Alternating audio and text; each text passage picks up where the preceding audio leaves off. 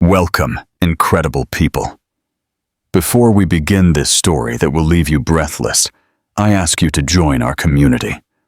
Like, subscribe, and hit the bell icon so you don't miss anything. Now, get ready for a tale that will make you question everything you thought you knew about betrayal and power. A sudden stop in the city.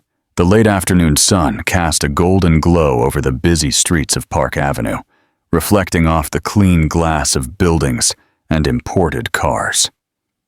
Inside his black BMW, Liam Hayes moved with the calculated confidence of someone accustomed to controlling his own destiny. That day, every detail had been carefully planned. The most expensive jewel in the city, the impeccably tailored Italian suit, and the rehearsed speech for the marriage proposal the press was eagerly awaiting. On the passenger seat, the small blue velvet box seemed to pulse with the promise of a perfect future. Victoria Vance, his girlfriend of 2 years, was probably already getting ready for dinner, unaware that he was carrying the ring that would make her his wife. The world saw them as a magazine cover couple, and Liam, until that moment, saw no reason to disagree. But then, at a red light on Madison Avenue, something shattered the rehearsed perfection. A discreet movement on the sidewalk caught his attention. His eyes, almost out of habit, turned toward a small corner coffee shop with a simple facade that contrasted with the luxurious stores around it. It was there, through the window, that he saw her, Isabella Carter. Time seemed to slow down. She looked different. Her hair was in a messy bun, a simple apron over a light blouse, and a faint smile as she wiped a table. But it was her, the woman who, 3 years ago, had been both his anchor and his downfall. The woman he loved with an almost terrifying intensity, and who he lost to his pride. Liam barely had time to process the shock before his eyes shifted to a corner of the coffee shop. 2 little girls were playing on a colorful rug, surrounded by small wooden toys. They must have been maybe 3 years old, and when one of them looked up to laugh at something the other said, Liam felt the ground open beneath his feet. The smile, the shape of the face, the arched eyebrow, the same expression he made when he smiled. The air grew heavy. He gripped the steering wheel as if it were the only thing keeping him upright. Isabella, who had seemed calm until then, noticed the gaze from outside and froze. The cloth she held fell to the floor, and for a second, there were no customers, no street, no sound. Only 2 gazes trapped in an unfinished past. The traffic light turned green. Horns began to blare behind him, impatient. But Liam didn't move. Something held him anchored to that moment, unable to simply move on. Every beat of his heart brought with it an avalanche of memories. Her touch, their fights, the last time they saw each other. And now, those girls. Inside him, a phrase formed with the clarity of a gunshot. They are mine. And for the first time, Liam realized that perhaps the entire life he had built could collapse under a single unspoken truth. The car behind him honked again, this time more aggressively. But Liam remained motionless. It was as if the sound of the street had been muffled by an invisible pane of glass. He could only see Isabella and the 2 girls. The entire world was reduced to that simple, devastating scene. His breathing became shallow. The air seemed too heavy to enter his lungs. They could be my daughters. The phrase resonated endlessly, and each repetition hurt more. He didn't want to admit it, but he knew he recognized that trait in their gaze, that curious and attentive way. It was like seeing himself in a photograph, but in miniature. His hands were sweating, and a slight tremor ran through his fingers. The past began to invade his mind forcefully. He remembered their last fight. Isabella with tears in her eyes, asking him to accompany her to a doctor's appointment. He remembered replying that he couldn't, that the bank merger he was leading was crucial, that there were millions at stake. He remembered the way she looked at him that day, not with anger, but with a silent weariness that seemed to say, "I understand my place on your priority list now." And then she left, without screaming, without drama. She just disappeared. He, too proud and busy, didn't go looking for her. Deep down, he believed that if she had wanted to, she would have come back. Now, seeing those girls, he understood what she had carried alone, and what he had never bothered to find out. Isabella, inside the cafe, also seemed paralyzed. She didn't come closer. She didn't smile. She didn't greet him. She just stared at him with a mixture of surprise and protection. Yes, that was it. Protection. As if, even after 3 years, she still felt she needed to stand between him and something valuable. And that something now had faces, names, and laughter. Liam realized his body was leaning forward, as if an instinct were pushing him toward them. But another instinct, fear, kept him glued to the car seat. He didn't know if he wanted answers or if he was afraid of receiving them. One of the customers in the coffee shop gestured, calling Isabella over. She looked away, bent down to pick up the dropped cloth, and, as if trying to end the moment, turned her back. But before she disappeared completely from his sight, Liam saw one of the girls run toward her, laughing. The traffic light turned red again, and this time, Liam didn't wait. He turned on his signal, pulled the car over a few feet ahead, and stood there, staring at the facade of the cafe. His heart was beating fast, but not with ordinary anxiety. It was something else, something deeper. It was the feeling of being at a point of no return. He knew that if he crossed that door, nothing in his life would ever be the same. But he also knew that if he left, he would be running from a truth that was already beginning to settle in like a permanent shadow. For a long minute, he remained like that, hands firm on the steering wheel, trying to gather the courage to cross the minimal distance that separated him from an unfinished past and a future he didn't even know if he had the right to claim. The unspoken truth.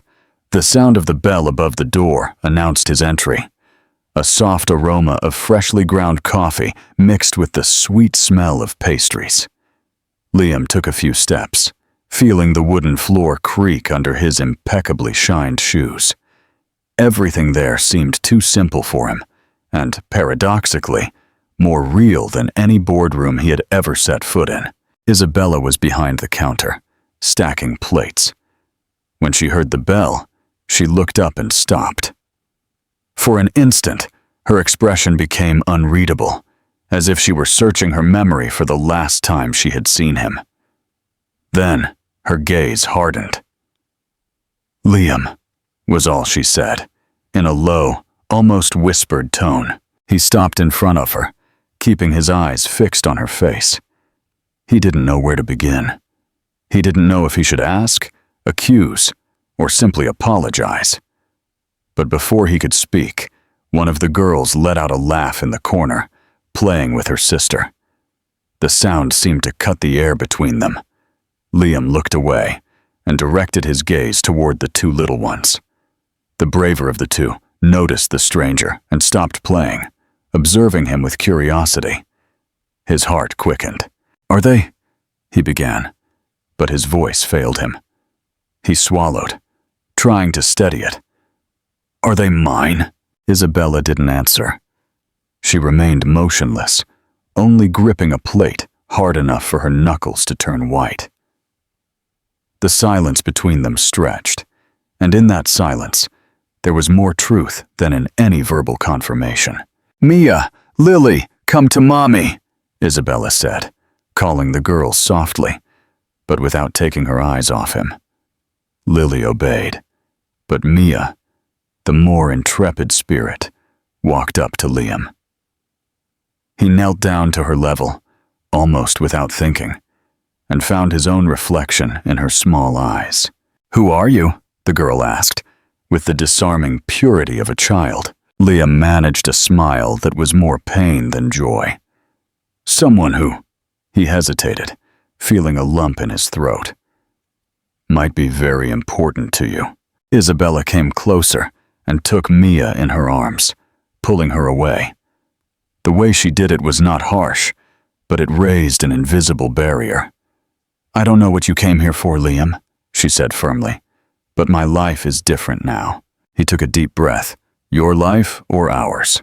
The question hung in the air, as if the coffee itself had paused to listen. Isabella looked away, holding her daughter tightly against her chest, and Liam understood that the answers he was looking for would not come so easily. A past to confront. Liam left the coffee shop with slow, almost faltering steps. The sound of the door's bell still echoed in his mind, mixed with Isabella's sharp words and little Mia's inquisitive gaze. The street looked the same as always. Cars passing, people talking. But for him, everything had changed. It was as if he had left one world and entered another, one where his certainties were worth nothing.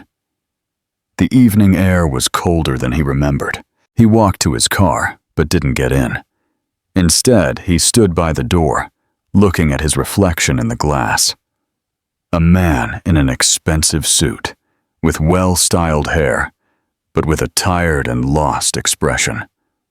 For the first time in a long time, he didn't recognize himself in that image. "They are mine." The phrase hammered in his head without rest, and with it came memories he would rather have buried.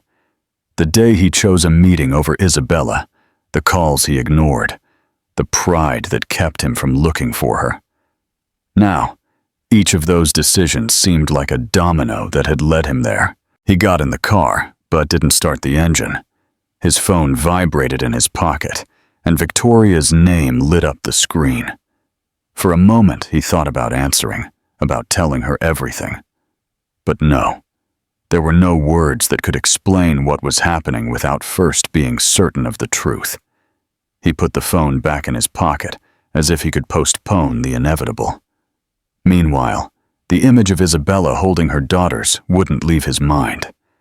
There was pride in her posture, but also a weight on her shoulders. He knew her well enough to realize that she was protecting the girls from something, or someone, and the thought that he might be the one she wanted to protect them from hit him hard. Liam started the car and drove aimlessly, leaving the streets of Park Avenue behind. He passed through less lit neighborhoods until he parked on a quiet street. He rested his forehead on the steering wheel and let an uncomfortable thought form. If they are my daughters, how many birthdays, how many first steps, how many hugs did I miss? The pain of that realization was accompanied by another, even more disturbing question. And what if they aren't mine?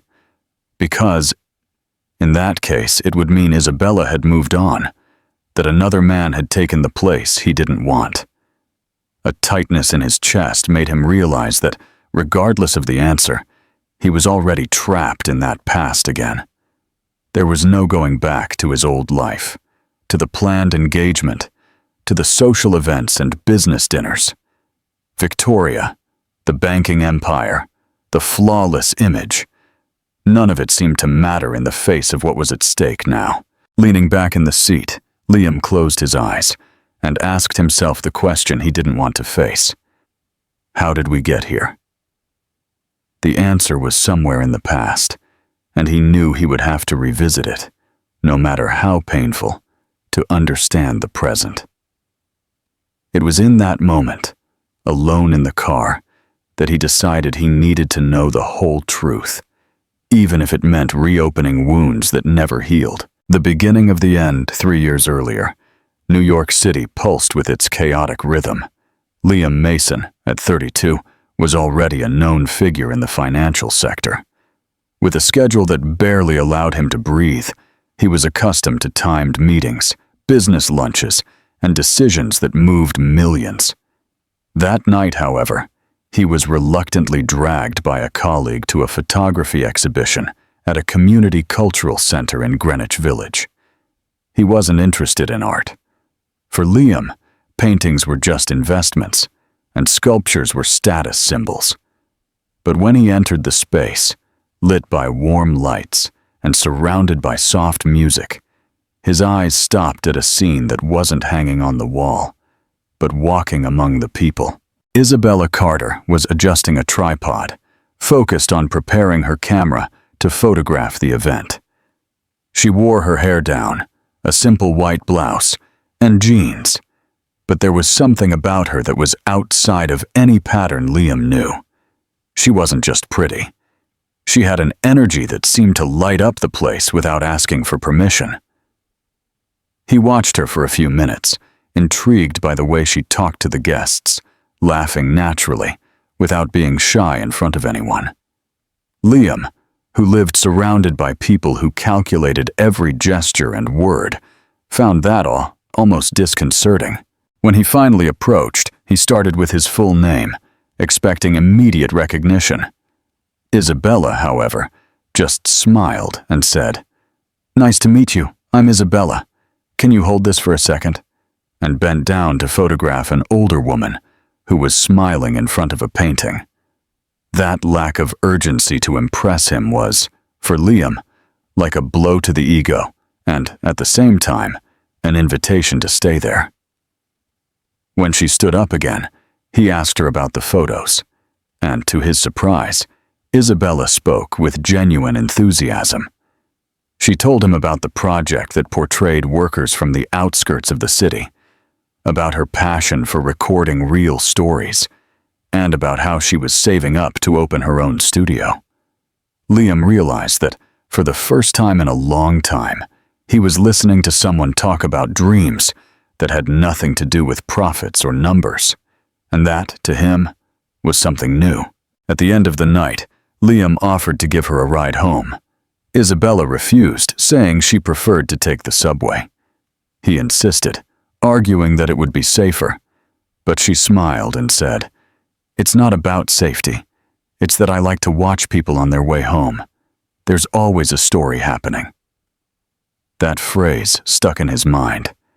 In that instant, Liam understood that Isabella saw the world differently, and it was precisely that difference that, in the following days, made him seek her out again, and that would end up being, years later, both the force that united them and the barrier that separated them. At first, everything seemed perfect. Liam, with his charm and almost unlimited resources, opened doors for Isabella that she had never imagined crossing. Dinners at Michelin-starred restaurants, unexpected trips to destinations she only knew from magazines, and expensive gifts wrapped in impeccable bows. Isabella, accustomed to a simple life, was amazed. Not by the luxury itself, but by the way Liam made her feel special. In the first few months, their relationship was an explosion, and he made sure to be present at the most important events for her. Isabella, in turn, took him to photo shoots in working-class neighborhoods, independent artist presentations, and small hidden cafes, showing him a side of the city Liam had never explored. But little by little, his schedule began to override everything. Meetings that invaded weekends, last-minute business trips, endless calls in the middle of a romantic dinner. Isabella tried to be understanding. After all, she knew his career was demanding. But each absence left a small, invisible crack. Liam, accustomed to measuring his worth by professional achievements, believed that all that effort was to guarantee their financial security. What he failed to realize was that for Isabella, security didn't mean full bank accounts, but rather presence, attention, and sharing everyday life. Their arguments began subtly, first over a canceled lunch, then over a trip that coincided with her birthday. Over time, the fights began to involve deeper issues about the meaning of their relationship. Love, passion, desire, and moments of tenderness still existed, but they were always interrupted by the constant shadow of his priorities. Isabella tried to convince herself, that it was just a phase, that when Liam's banking empire stabilized, he could finally slow down. He, on the other hand, saw success as a fortress he believed he was building to protect her, without realizing that she was feeling more and more distant from that fortress. Liam didn't understand how something so solid could be so fragile at the same time. But the cracks were there, silent, waiting for the moment when their love would face the very essence of who they were. Isabella found out she was pregnant on a random morning before heading out to photograph an arts and crafts fair. The pharmacy test, bought discreetly on the way home the night before, showed 2 clear lines. She stared at it for a long time, filled with both joy and uncertainty. She sat on the edge of the bed and gently caressed her belly. She imagined Liam's smile, the way he would react to the news that he would be a father. Despite the differences and problems that had been arising, she believed that this news could bring them back together. She spent the day rehearsing the perfect way to tell him, but in the late afternoon, she received a text from him. "Meeting with the board late. Don't wait up." Isabella sighed and saved the idea for the next day. When she finally managed to find him, Liam was at a restaurant, with 3 executives discussing the details of a bank merger that could consolidate his empire in Latin America. She watched him from afar for a few seconds, seeing the charts on his laptop screen and the numbers in their conversations. When she approached the table, he stood up to kiss her quickly and introduced her to his colleagues. Isabella, trying to maintain a light tone, said, "We need to talk about something important." Liam, still looking at the documents, replied, "Of course, my love, but can it be later? We're at a crucial point. This merger has to close." A knot formed in her stomach. Later. It was always later, but she still tried. "Is it really that urgent, Liam? Is it about us?" He looked up for a brief moment, only to smile mechanically. "And what's about us can't wait for me to close this deal. I promise it will be worth it." The promise sounded empty to Isabella. That conversation, which should have been a milestone of happiness, dissolved between numbers and contracts. She backed away. She didn't want to compete with the world he had chosen as his priority. That night, lying in bed alone, she realized that she might raise this baby in a very different way than she had imagined. The future that once seemed like a joint effort was beginning to feel like a solo journey. And without realizing it, the silence she decided to keep would be the first brick in the wall that would eventually separate them forever. The last fight and a new beginning.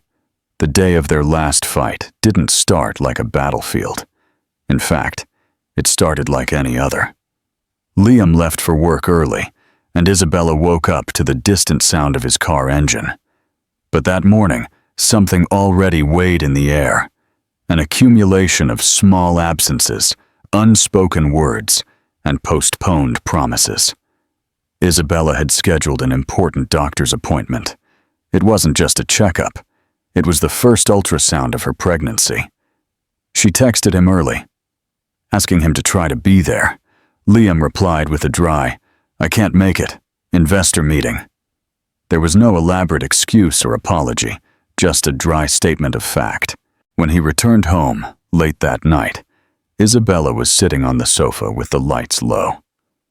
Liam, exhausted, put his briefcase on the floor and went to the kitchen without noticing the heavy atmosphere. "Can we talk now?" Her voice was calm, but filled with a contained tension. He sighed, pouring himself a glass of water. "Now, Isa, I had a hellish day." "Precisely now," she replied firmly, "because it's not just today, Liam. It's the contracts, the mergers, and never us." He leaned against the counter, crossing his arms. "You knew from the beginning that my life was like this.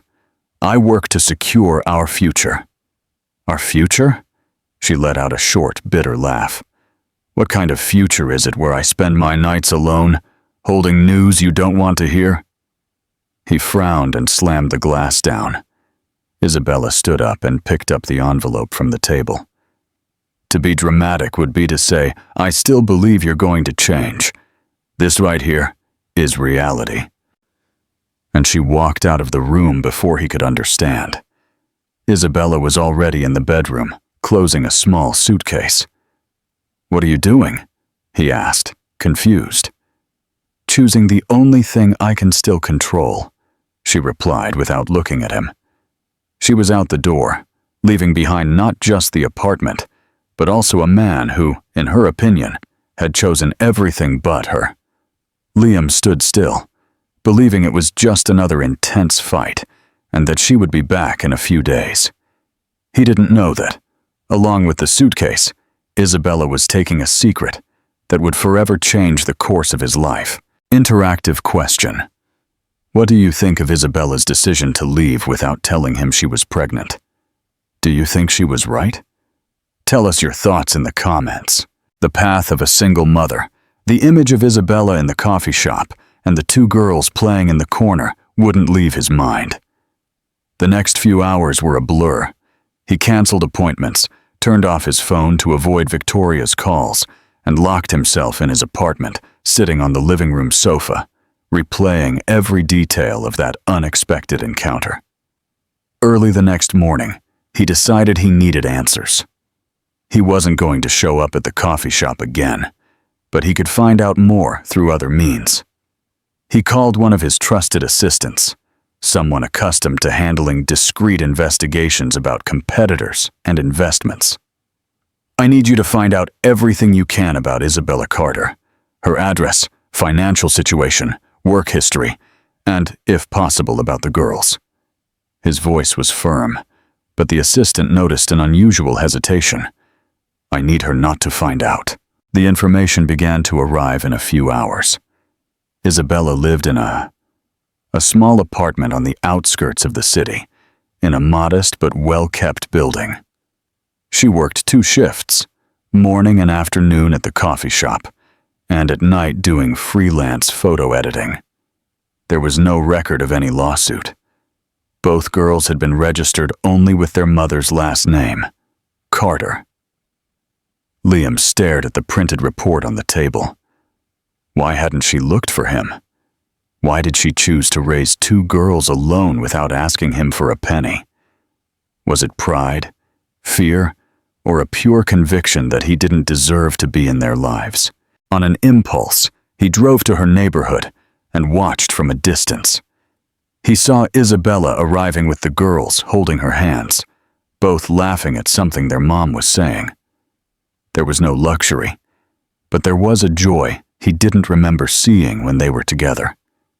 When Mia stumbled and fell, Liam almost got out of the car, but he stopped when he saw Isabella kneel down.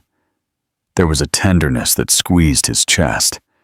Back in the car, he realized that he wasn't just dealing with the possibility of being a father, but with the certainty that he had lost years he could never get back. Every day away from them was a piece of history that wouldn't return. It was at that moment that a certainty formed. He could no longer watch from afar. Isabella's life began even before the sun rose. The alarm would go off at 5 in the morning, and she, still groggy, would get up carefully so as not to wake the girls. She would make coffee, prepare a quick breakfast for Mia and Lily, and pack their lunches.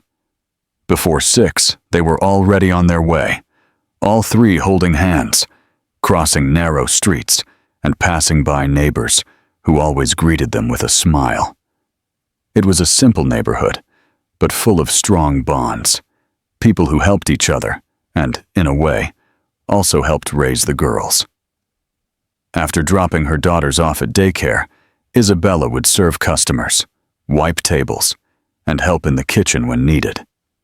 There was no glamour, just honest and exhausting work.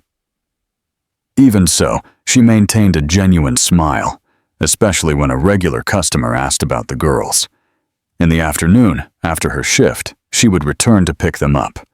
They would always be greeted with tight hugs, and Mia would want to sing a song she had learned. Isabella listened to everything as if each detail were a gift. At home, the routine didn't stop.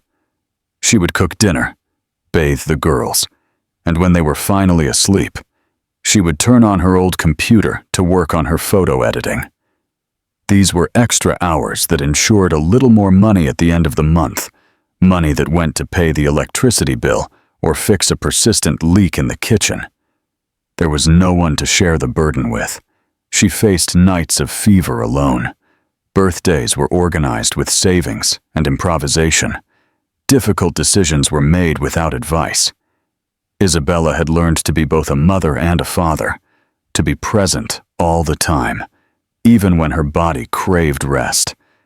Despite everything, she didn't have a plan for her future. Isabella made sure of that, even if it meant giving up personal dreams, professional opportunities, or, many times, herself. From the outside, Liam observed parts of that routine in silence, unseen. He had never imagined Isabella in that setting. To him, she was always the independent woman with artistic projects. Now, he saw someone who had been completely transformed, and that transformation had the faces and smiles of two little girls. What disturbed him most wasn't the material hardship she faced, but the realization that, even without him, she had managed to create a home full of life and affection. And in silence, he returned home that night with a weight in his chest he had never felt before. It wasn't the pressure of a multi-million-dollar contract or the tension of a difficult negotiation. It was something more intimate, more corrosive. For the first time, he realized the size of the void he had left in Isabella's life. He had always believed that providing material security was enough. Now, he understood that for Isabella, security meant knowing he would be there in body and soul. In the following days, he tried to get closer. He came to the coffee shop more often, but Isabella didn't make it easy. She remained professional, distant, as if every word was a reminder of old memories. When he tried to start a conversation, she would respond curtly and immediately walk away to serve another customer. This barrier both irritated and challenged him. Liam had never had difficulty getting what he wanted, whether it was a business deal, an investment, or a person. But with Isabella now, everything was different. It was no longer about seduction or promises, and he knew that he had broken her. Still, there was something inside him that refused to back down. His pride. A part of him still believed he could solve the situation, as he did in business, with strategy, persistence, and control. The problem was, Isabella was not a contract to be signed. One afternoon, he tried to talk more openly. "Isabella, I know I was wrong. I'm not going to pretend I wasn't. I'm not going to just stand by while he hesitated, while those girls grow up without knowing who I am." She sighed, but her gaze remained hard. "It's not just about knowing who you are, Liam. It's about knowing if you can be counted on." The words resonated in his mind. Deep down, he knew the answer was more than he would like to admit. Interactive question. Do you think Isabella will ever forgive Liam? What does being able to be counted on mean to her? The path to forgiveness, Victoria was used to a Liam who was always available for her whims. Impromptu trips to Cancun, dinners at the most expensive restaurants, and flawless appearances at gala events. But in recent weeks, he had become absent, distracted, with a look that seemed to be somewhere else. And that place, she knew, was Isabella and the girls. But when she questioned him, he responded with evasions, saying he was dealing with personal matters and that everything would soon return to normal. But when the absences became more frequent, Victoria lost her patience. "I don't know what's going on with you, Liam," she said, entering his office unannounced. "But I'm not a woman to be kept on the back burner. It's something I need to resolve." "It's not about me?" she asked, with an incredulous eyebrow raised. Everything has always been about you and me. We're the perfect couple, and now you want to throw all that away. Why? The tone of her voice revealed more than jealousy. It was fear, not of losing Liam as a man, but of losing the status that came with him. It's true, he replied without raising his voice. Victoria laughed, but the sound was hollow. And what is true, Liam? A waitress with 2 girls who might not even be yours. Is that what's got you like this? The cruelty of her words hit him hard, not just because of the way she referred to Isabella, but because it made it clear that the love she claimed to feel was conditional. He just observed her for a few seconds, as if seeing her for the first time without the filter of appearances. And for the first time, he didn't see the partner he thought he had chosen. He saw only a woman who saw him as a stepping stone. Victoria, maybe it's better if you think about what you really want, he said coldly, because I've already started doing that. The conversation ended there. Liam knew that from that moment on, there was no turning back. The myth they sold to the world, the unbeatable, elegant, and envied couple, had crumbled. And strangely, he felt more relief than pain. Liam knew he couldn't invade Isabella's life and the girls' lives abruptly. If he wanted to earn a place there, he would need to enter slowly, with measured steps. That's why he began to frequent the coffee shop at different times, always ordering something simple like a black coffee, sometimes a slice of cake, and staying just long enough to be noticed, but not to be a nuisance. At first, Isabella attended to him with formality. There was no warmth or explicit coldness, just the safe distance of someone who didn't want to open up for conversations. But the girls, particularly Mia, began to react to his presence with curiosity. One afternoon, while Liam was waiting for his order, Lily dropped a small teddy bear on the floor. He bent down, picked up the toy, and handed it to her with a smile. I think someone left a friend behind. Lily, shy, took the bear and mumbled an almost inaudible, "Thank you." Mia, with a drawing in her hands, a colorful scribble with figures that were barely distinguishable, said, "That's you," pointing to a little stick figure in a suit next to 2 smaller figures. The gesture squeezed Liam's heart. He folded the paper and put it in his pocket, as if it were something precious. Small conversations began to emerge, a comment about the weather, a question about the girls' school, a compliment on the coffee shop's chocolate cake. Isabella, although not encouraging the chats, no longer shut them down. Perhaps she realized that, no matter how hard she tried, she couldn't completely control her daughter's curiosity. One Saturday morning, Liam appeared at the coffee shop with a jar of homemade cookies. He didn't know how to cook, but he had asked his housekeeper to prepare his favorite childhood recipe. He handed the jar to the girls, and seeing Mia and Lily with their mouths full, he felt a joy he didn't remember ever experiencing. These moments, though small, began to create a kind of bridge. He wasn't a dad yet, and maybe he didn't even have the right to be, but he was no longer just a stranger. For Liam, that connection was a reminder that true bonds couldn't be bought, rushed, or forced. They had to be earned. The invitation came unexpectedly. While Liam was having coffee at his table, Mia animatedly commented on the community fair that was happening in their neighborhood. Lily, more timid, added that there would be lots of sweets and music.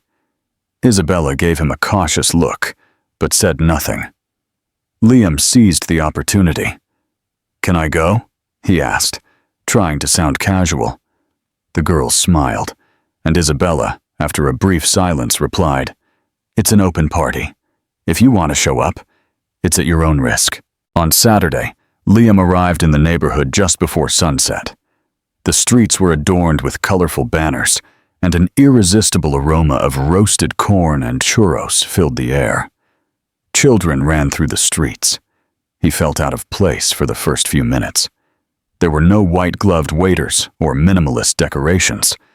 Everything there was improvised, handmade, but vibrated with life. People he had never seen before greeted him with a wave, as if accepting him immediately just for being there. He found Isabella near a punch stall, helping her mother, who was making the traditional drink. He didn't ignore him, just commented, "Be careful. Don't burn yourself. Here, if you spill something, you clean it up." Liam smiled, and to her surprise, took a cloth and started helping, serving drinks and clearing empty cups. The children, curious, would approach him to ask for more popcorn or to show him a toy. Mia pulled him along and took him to play. Liam felt less like a visitor and more like a part of something. The music, the informal conversations, the neighbors looking out for each other. It was a world that didn't measure value in numbers, but in gestures. When night fell, he sat in a corner with a plate of tamales, watching Isabella dance with her daughters in her arms. There was no amount of money that could buy that. It was in that instant that a simple but overwhelming thought occurred to him. Maybe the true luxury was precisely this life he had always ignored. A new family. In the days that followed the fair, Isabella was surprised to find herself replaying scenes she didn't want to admit to. Liam helping serve punch, genuinely laughing with the girls, kneeling down to tie Mia's shoelace without anyone asking him to. These were images that didn't fit the man she had known, or at least not the man she had decided to leave behind. She knew Liam was capable of grand gestures, expensive gifts, and rehearsed declarations, but what she was seeing now was different. There was no ostentation, no audience. It was simple, but his sincerity was what most confused her. At the coffee shop, he still showed up. Not every day, but enough for the girls to start waiting for him. Mia always asked if her friend would come, and Lily, though more reserved, would give a shy smile when he walked in. Isabella realized how much he had changed when Liam appeared soaking wet, without an umbrella, just to hand each of the girls a new jacket. He said he had seen the weather forecast and didn't want them to get sick. Isabella hesitated, but accepted, thanking him with a nod. He didn't stay, just left the gifts and went. This type of quiet gesture was what was slowly tearing down her walls. Still, Isabella remembered how painful it was to depend on him and end up disappointed. In a quick conversation while cleaning a table, she said, "It's no use for you to show up now as if nothing happened." He replied without arrogance, "I know what happened, and I know I caused it. I don't expect you to forget, but I can't be an outsider now." The sincerity in his tone disarmed her for a second, but she quickly recomposed herself, like someone closing a door that was opened by mistake. It was still too soon to believe. Still, when Liam left that afternoon, Isabella realized she was smiling to herself, and that more than any words, scared her. The fear reached its peak one late night. On the other end of the line, the coordinator of the community daycare sounded distraught. Mia had woken up with a high fever and difficulty breathing during a school camping trip. She was being taken to the hospital. Isabella's heart raced. She got dressed quickly, took Lily in her arms, who was crying, scared without understanding what was happening, and, without thinking, called Liam. She didn't really know why she did it, maybe because at that moment, she couldn't think of anyone else who could help. He answered on the first ring. Her voice, trembling, was enough for him to grab his keys and leave without changing his clothes. He arrived at the hospital almost at the same time as they did. Without arguing, he took the lead and held Isabella's hand tightly, as if that connection was the only thing keeping her from falling apart. Lily, in her father's lap, watched the closed door with teary eyes. Not understanding what was happening, The minutes felt like hours. Finally, the doctor appeared and explained that Mia had a severe bronchitis attack, worsened by the cold, and would need to be admitted. Isabella took a deep breath, feeling the tears fall as Liam put an arm around her in a protective gesture. When they were finally able to enter the room, they found Mia drowsy, connected to a nebulizer. Isabella sat next to her daughter, stroking her hair, while Liam held her little hand. For a moment, they looked at each other with the shared fear of loss. During that night, they took turns staying awake. Liam got coffee for Isabella, adjusted Lily's blanket, and even offered to sleep in the chair next to Mia's bed.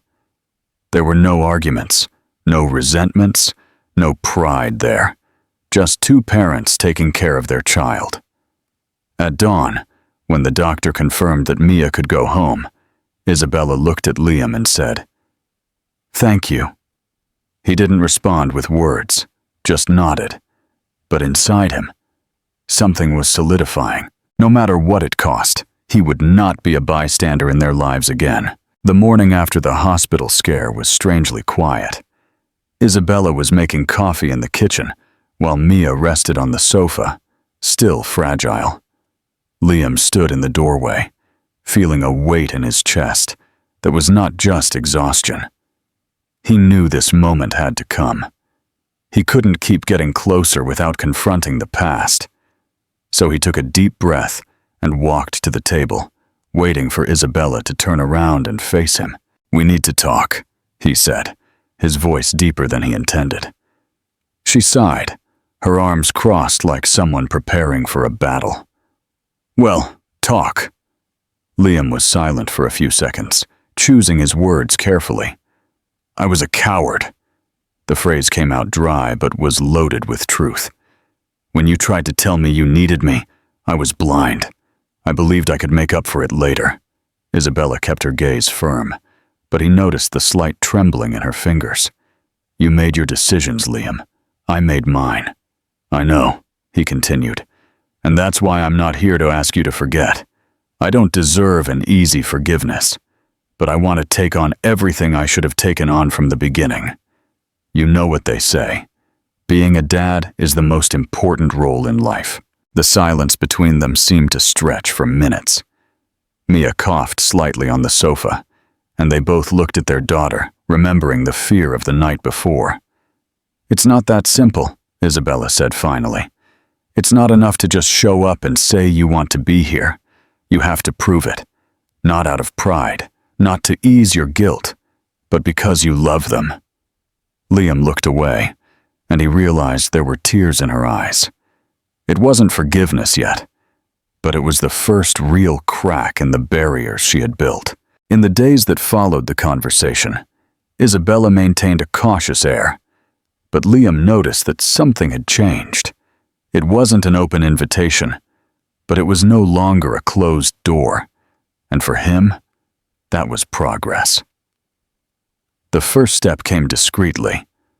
One morning, Isabella called him to say she couldn't pick up Mia and Lily from daycare because she had a meeting with a photography client. Before she could explain further, Liam offered to help. Isabella was hesitant, but she finally accepted. That afternoon was simple, but significant. Liam arrived early, waited outside, and saw the girls run out, shouting his name. Mia hugged his leg tightly, and Lily, more timid, took his hand.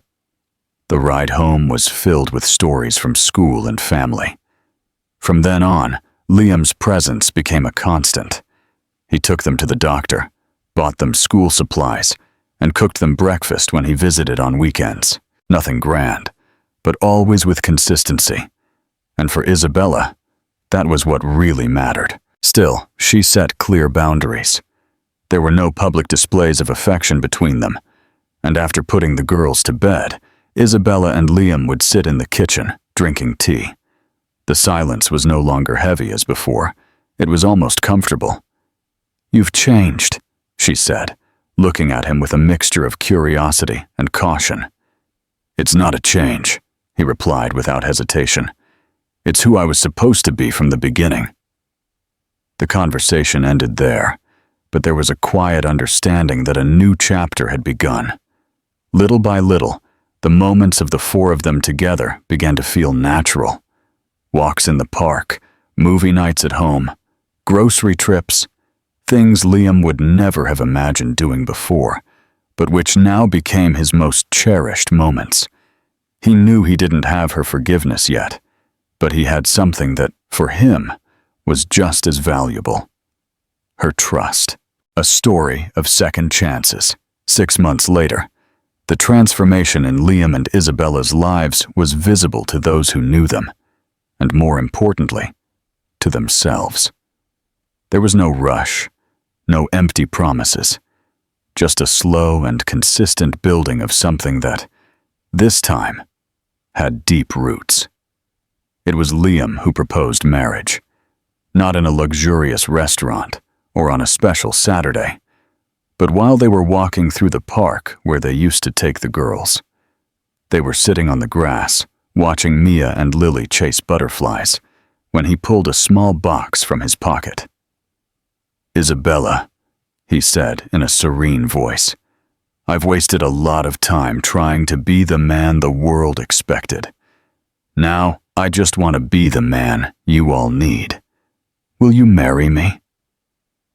She looked at him with an expression that mixed surprise, emotion, and slight disbelief. Then, she smiled in a way he hadn't seen in years and replied, "Yes, but only because you still dance worse than anyone I know." The wedding was held right there, weeks later, in the same park. There were no magazine photographers or high society guests, just close friends and neighbors who had become part of this new life. Mia and Lily carried the rings on a simple lace pillow, laughing all the time. Isabella wore a simple dress that seemed made for her, and Liam a suit without a tie. The setting was a sunny afternoon, with the sound of trees swaying in the wind and the distant singing of children playing. When the justice of the peace arrived for the ceremony, Liam felt that he was not signing a contract, but a living commitment to be present, to listen, to protect, to love. Isabella, as she took his hand, knew there was no guarantee of perfection, but there was a certainty of effort. After the ceremony, everyone shared an improvised picnic of homemade bread and other treats. Liam sat at the wooden table, looking at Mia and Lily, now 8 years old, chatting animatedly about a school project. Isabella walked through the kitchen, putting away the girls' backpacks, and the sound of laughter filled the air in a way that no boardroom of his old life could offer. He had done it with what truly mattered. And looking at his daughters, Liam thought about how dangerously close he had come to losing everything, not due to bad luck, but to decisions that, in the past, he believed were the right ones. The coffee shop, Cafe of Memories, was no longer just a small place in Park Avenue. With his support and Isabella's vision, it was a franchise that employed single mothers who needed an opportunity. Each branch had the essence of the first, with a children's corner and a warm atmosphere that welcomed stories of overcoming adversity. For Liam, this business was not about profits. It was a symbol, a way of giving back to the world, something he had learned with Isabella. He would mingle with customers, chat with employees, and listen to their stories. He didn't need titles or deference. Seeing a sincere smile was enough to feel he was in the right place. At home, the routine was simple. He would take the girls to school, help Isabella with her photography projects, and on Saturday nights, they would just watch a movie together. Things he would have considered a waste of time before, but which were now his most precious moments. One afternoon, sitting in the garden while watching Mia and Lily play, Isabella approached and intertwined her fingers with his. "What are you thinking about?" she asked, smiling. "I'm thinking about how true love isn't something you find, but something you build every day, and how dangerously close I came to not deserving it." Isabella smiled, but didn't reply, just rested her head on his shoulder, sharing that comfortable silence that for both of them said more than any words. Liam knew that life wasn't perfect. There were still difficult days, worries, and unforeseen events, but deep down, he understood that he had finally found his home. He invited you to leave your opinion about this incredible story in the comments. If you liked it, share it, and subscribe to the channel to support our work. Another story is appearing on your screen that will probably also move you, so don't miss it.